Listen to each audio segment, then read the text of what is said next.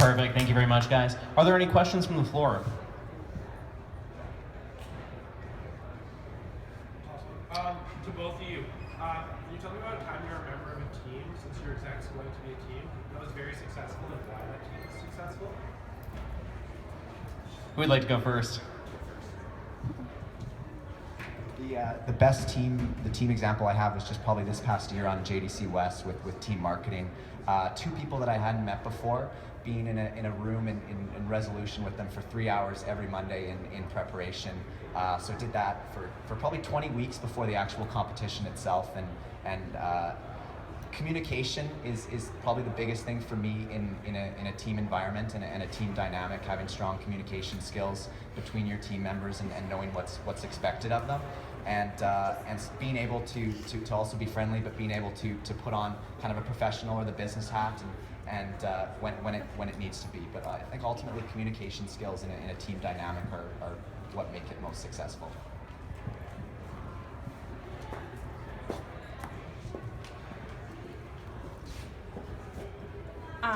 Not to copy Eric's example of JDC West, but I think that's probably my most unique experience, as you can relate to. It's not an academic team. I was on the social team for JDC West, and for those of you who don't know, that means that you don't sleep for an entire weekend because you have to do door checks every half an hour, and you wear crazy costumes, and you're in a room with three other people who were chosen for you to be on a team. And it's really a very interesting experience because you're working together towards a goal, but you don't have any idea or any preparation of how you're going to get to that goal. And I think that translates towards being on an exec this coming year potentially, is that you don't know at this moment, I don't know who will be on my team. I will have a chance in helping pick them if I am elected, but you have to take those experiences and those things that come at you without the information beforehand and be able to do that successfully. And at JDC West, we were able to win, which was an incredible feeling, but I was just more proud of my team for doing that and making it through the weekend, and I could care less about me personally winning. I was just happy to see them succeed because I knew how much hard work they had put into it.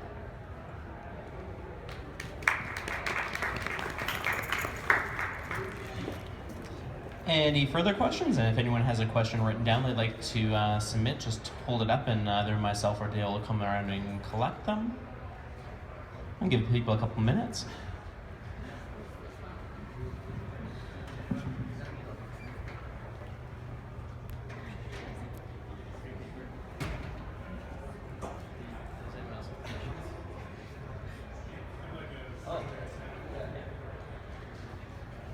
What are you guys looking to do to be able to reach out to those new students who are a little hesitant about getting involved? I've heard it's a great idea, but aren't still ready to make that leap to put themselves forward and get involved in the big way that you guys have done some success? How are you going to reach out, basically?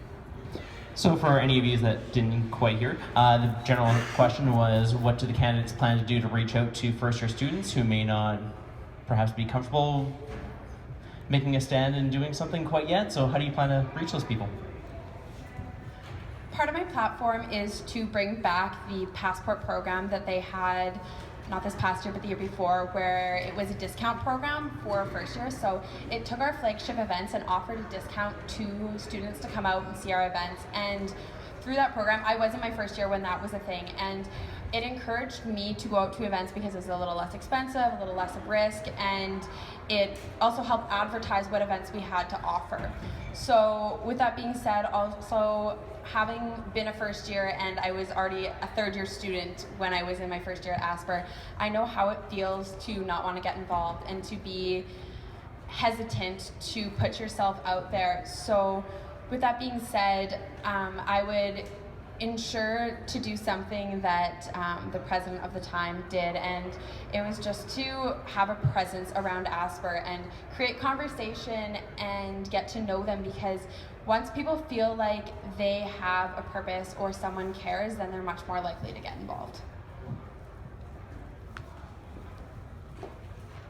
Sure, thanks, Ali. I think that's a great idea. Just to touch on that, With first year, some of the challenges that they're not actually in the faculty here a lot in the Drake building, probably only one class per semester. So it's a challenge in terms of posters and that area.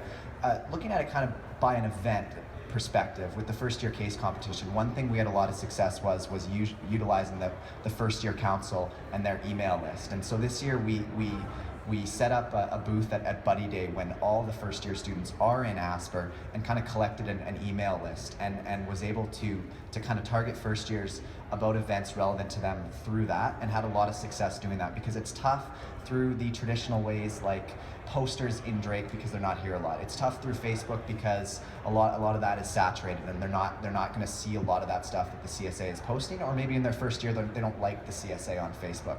So we were able to kind of compile an email list and utilize the first year council and some of the emails that they'd compiled, and ended up increasing engagement in some of the first year events this year. So that's something we'll look to continue to grow upon. Perfect, thank you. CSA sponsorship has decreased consistently over the past 3 years. How will you address this? And as part 2 of the question, how will you reduce the CSA's dependency on sponsorships? Who'd like to go first?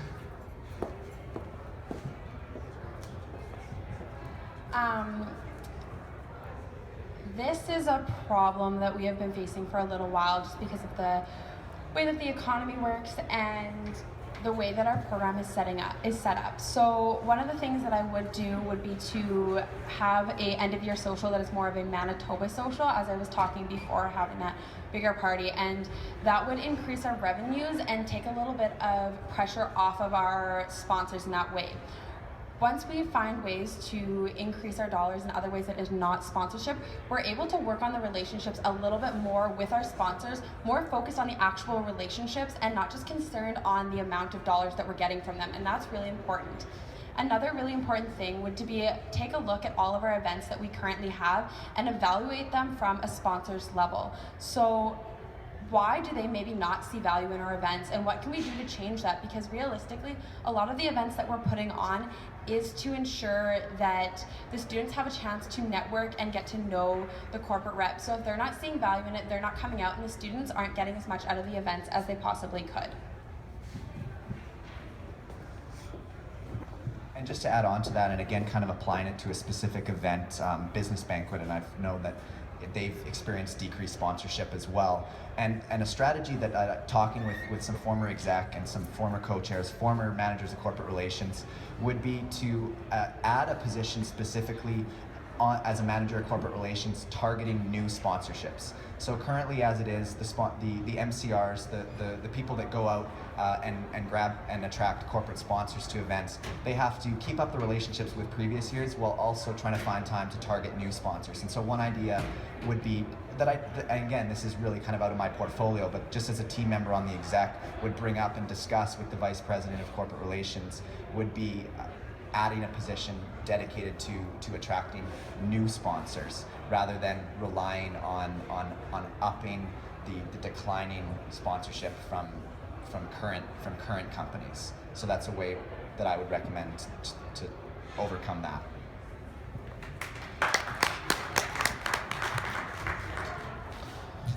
For both candidates, how will you reach the larger Asper student body?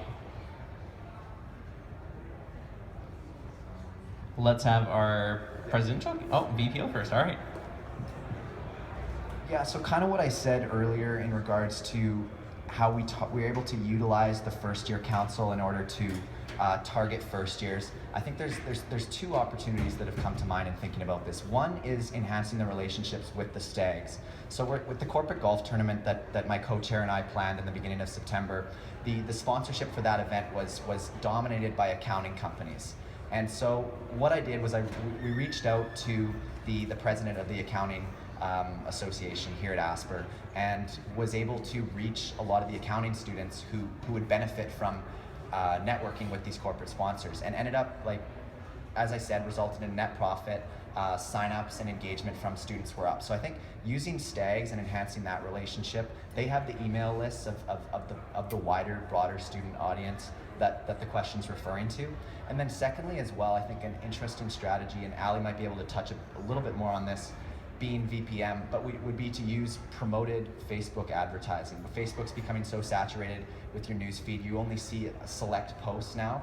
So I know from being involved with the radio station UMFM here on campus, they started spending from $6 to $13 to promote posts that weren't getting reached or weren't getting engagement before, and it's been hugely successful. So that might be something, for an example, promoting general counsel signups. If we want to invest a little bit in that, as limited as $6 to $13 to do that, to reach a wider audience and get more people involved, I think that'd be an interesting strategy to try.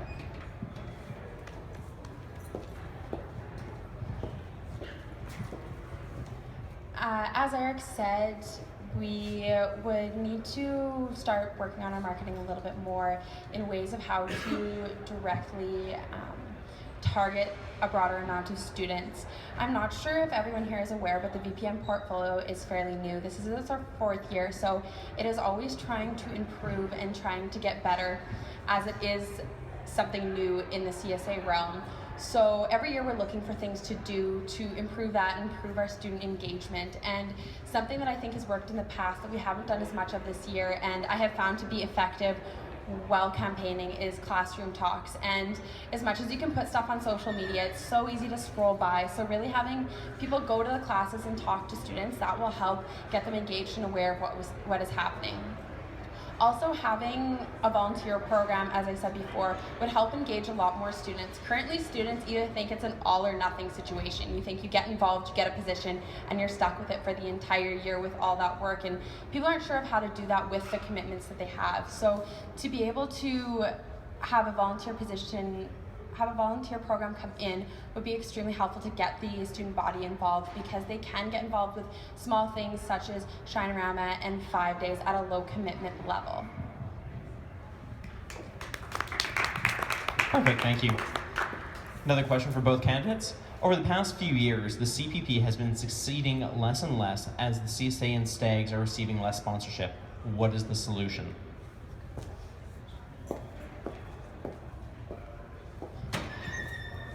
There isn't an easy solution to that question. You can't just say, yes, this is what we're going to change, and this is how we're going to fix it. Because if there was an easy solution or was a feasible solution to that problem, then it would have already been implemented. The team that is working on it right now is extremely competent and very good at what they do. So there's nothing that is you can just see and say, yes, this is what we're going to fix, this is how we're going to fix the CPP.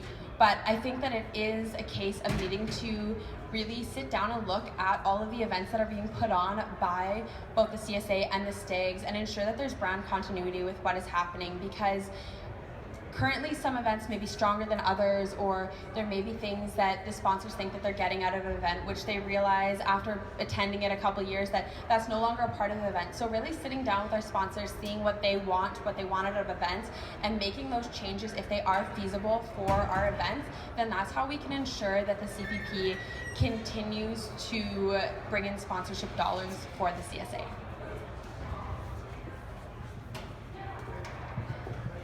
And just to add, this is something that we want to work closely with the Vice President of Corporate Relations on. And again, look at the CPP, look at what sponsors are getting at each sponsorship level, and really talk with them, work on the relationship, and find the value that they have in this event that they maybe have had more so in previous years, and that they aren't seen anymore, and as a result they're declining their sponsorship. So really working on that relationship between the MCRs and the sponsors, and finding out what the value is that they're looking for, and how we can recreate that value in the events. And then, as well, as I mentioned, I think, you know, if a company's declining their sponsorship from $15,000 to $10,000, it's going to be harder to get them up again to $15,000 than it is to find another company in Winnipeg that hasn't been sponsoring companies. And I think if you have a manager of corporate relations position that's dedicated to seeking new sponsors, you might have success in compensating for some of those lost dollars in previous years.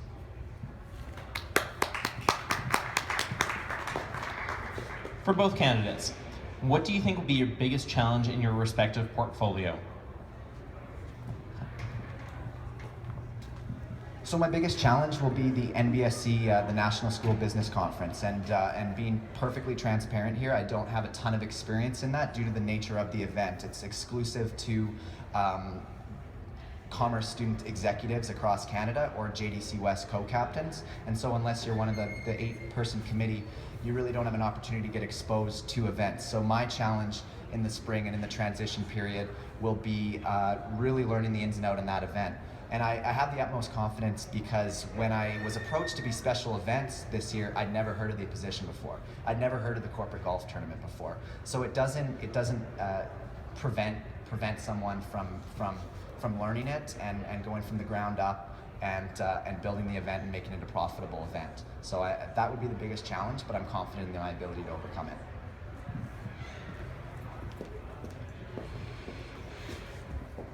The president portfolio is extremely unique in the way that there's no events that are being put on, and most of the positions are elected positions. So my biggest challenge with this portfolio will most likely end up being the HR role, just because it is a fairly new role, and that's something that needs to be developed and work closely with the person who's doing it. So I will have to work closely with them to do that.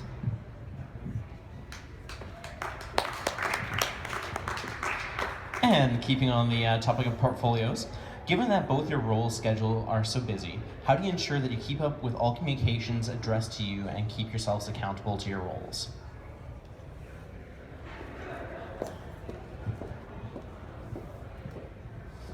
From being VPM this year, I have learned that you get a lot of emails. Your inbox is always full. There's always people with questions and always people with things going on.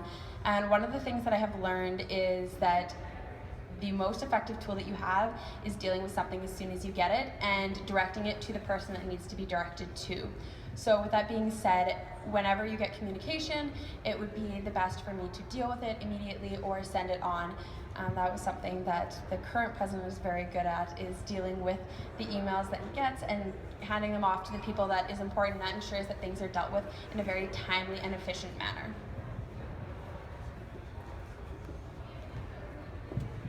Yeah, I think time management skills are going to be incredibly important in these positions, and I think just at the beginning of the day, making a list of what the priority is, what the priorities are, and dealing with them in that order has been really effective. And in terms of getting email communication, I mean, I've had that to some extent with special events and you know, managing 4 to 5 events throughout the year. There's a lot of communication.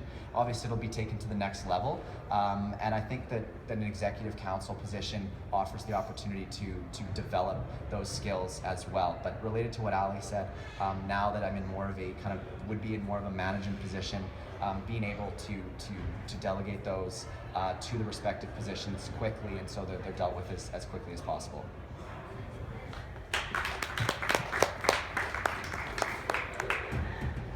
Sometimes stags have communication issues amongst themselves and sometimes the CSA. What can be done about this?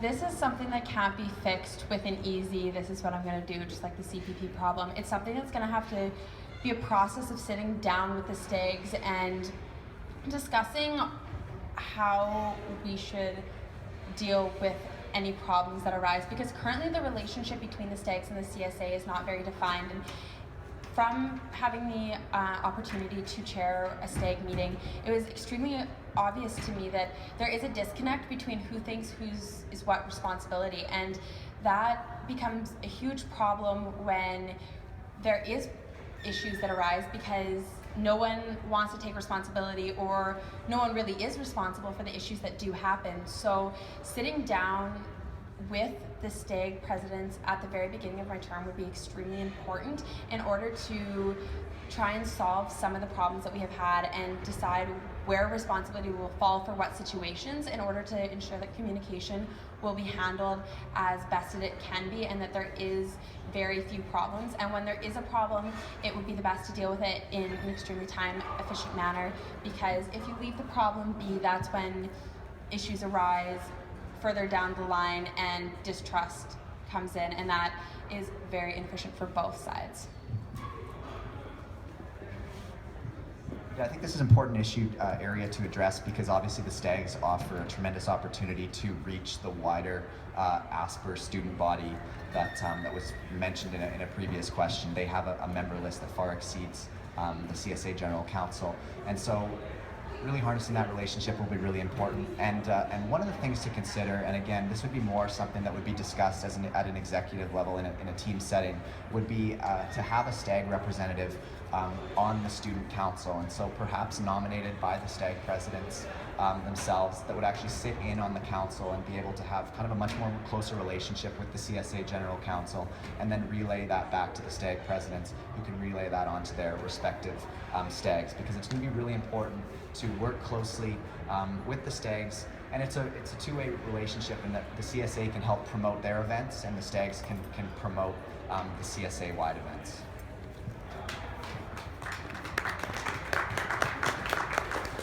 And now we have a question for the Vice President of Operations. How has special events prepared you for your position of Vice President of Operations? Yeah, so I didn't know this at the time, but special events is probably one of the best. If you're only going to do CSA for 1 year, the CSA Council, special events is one of the best positions, because you really get experience in a wide range of areas, from organization and planning to the events, to managing a budget throughout the process, interacting with the corporate reps who are sponsoring your event, and then promoting the event and gathering signups. And then when it actually comes to event day, leadership, in that the past 2 events, we've had probably between 6 to 8 volunteers who were managing, and then you're also responsible to the 40 to 50 people who are at your event and participating in your event. So in that way, special events has given me a wide range of skills that can be further developed upon in a VPO role.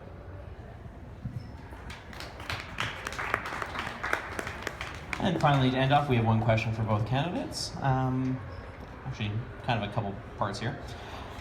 What one new initiative will you bring this year, and why is that your initiative?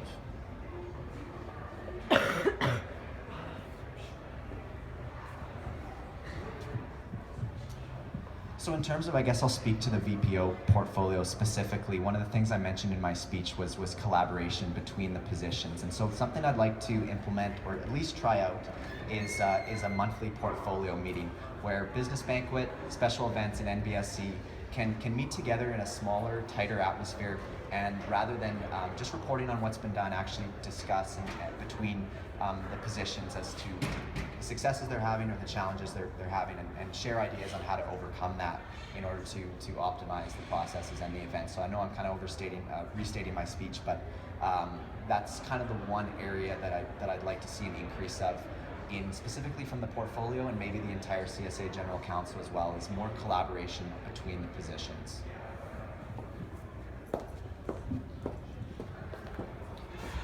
As I had said in my speech, I have a couple new initiatives that I'd like to bring in this year, and the volunteer program would be my most important, because I think that it's the best way to help engage the larger student body and really get a lot of people involved in this great Asper community. But I think what's more important about this coming year is that the CSA is currently a fantastic organization. Not saying that nothing will ever need to be added, but we're at a point where every event just needs to be worked on. It needs to be evaluated. It needs to have time and effort put into it to ensure that it is the best event that it possibly can be. So instead of focusing on a new groundbreaking initiative, I will use the knowledge that I already have from this past year on the CSA in order to help improve and help ensure the longevity of the CSA by maintaining the quality of the events that we already have.